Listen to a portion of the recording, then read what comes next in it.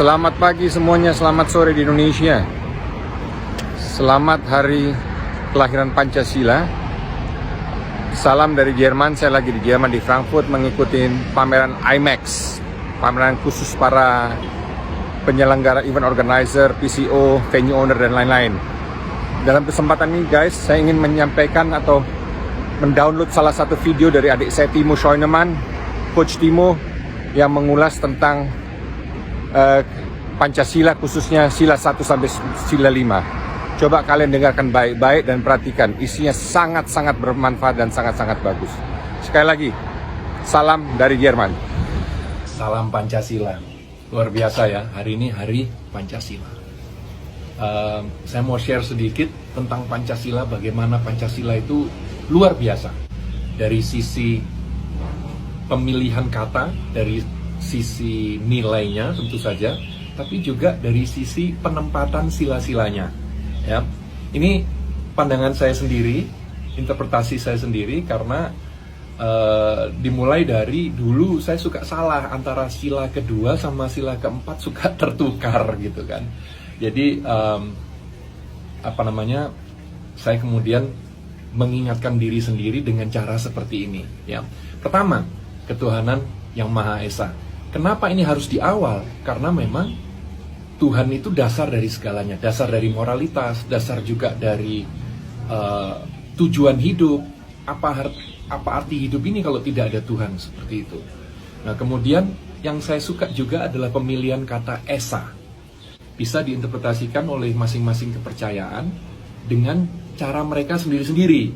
Ya, jadi kalau dalam Islam, Esa betul-betul satu, jadi satu.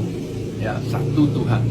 Kalau dalam Hindu dan Buddha, menyatu, Esa menyatu. Kalau dalam kekristenan, Esa diartikan kesatuan. Jadi betul-betul pas ya untuk semua kepercayaan yang ada di Indonesia. Luar biasa. Kemudian kemanusiaan yang adil dan beradab. Kenapa harus di sila kedua? Jadi dari Tuhan langsung berbicara tentang manusianya. Manusianya kalau mau adil dan beradab harus dekat sama Tuhan. Makanya sila kedua harus berada dekat dengan sila pertama. Kemudian baru kita berbicara kalau manusianya sudah adil dan beradab, ya. Karena dekat dengan Tuhan. Kalau tidak adil dan tidak beradab berarti nggak dekat dengan Tuhan dong. Kalau misalnya dekat dengan Tuhan, merasa dekat dengan Tuhan tapi tidak adil dan beradab, waduh, ada yang salah ini, gitu kan.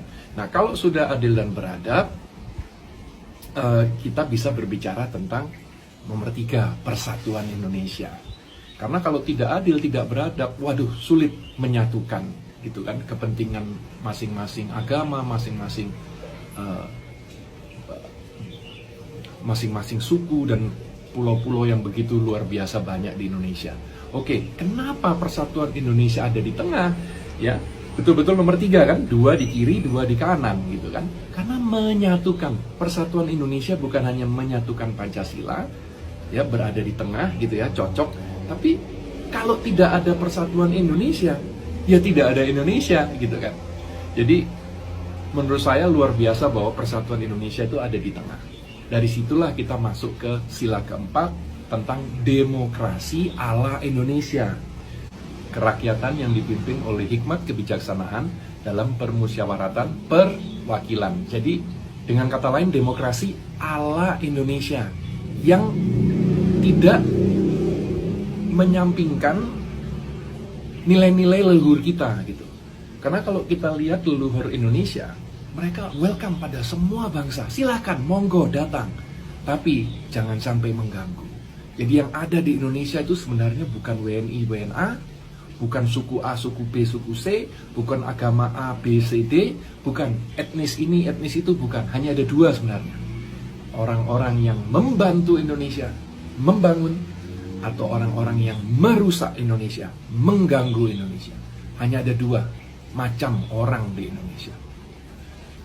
Dari situ kita masuk ke sila kelima, keadilan sosial bagi seluruh rakyat Indonesia. Kenapa ditaruh di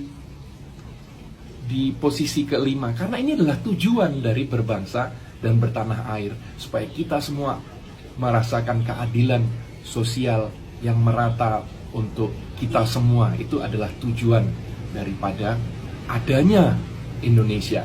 Jadi itu tadi pemahaman saya tentang Pancasila, luar biasa ya. Jadi mohon betul-betul dijaga Pancasila ini, karena yang membuat Indonesia begitu spesial adalah justru penyatuan dari begitu banyak bahasa, ya, suku dan agama. Itu yang membuat betul-betul Indonesia ini spesial. Kemajemukan Indonesia yang membuat Indonesia spesial, dan itu harus dijaga. Tidak akan datang dengan sendirinya. Jadi sama kalau di bola, tidak akan datang talenta-talenta yang luar biasa yang bisa diharapkan oleh timnas Indonesia. Tidak bisa. Kita hanya mengharapkan, harus dibangun, harus dididik, ya, harus dilakukan gitu sesuatu untuk mendapatkan itu. Jadi sama dengan teknologi. Kalau Elon Musk mengatakan teknologi itu tidak datang dengan sendirinya, harus dipush. Nah, begitu juga dengan persatuan Indonesia, dengan menjaga Pancasila ini, itu betul-betul harus dipush. Kita masing-masing harus menjaga, tidak datang dengan sendirinya bahwa kita bisa menyatu menjadi Indonesia seperti sekarang. Butuh kita semua untuk menyatukan, untuk bersatu. Salam Pancasila.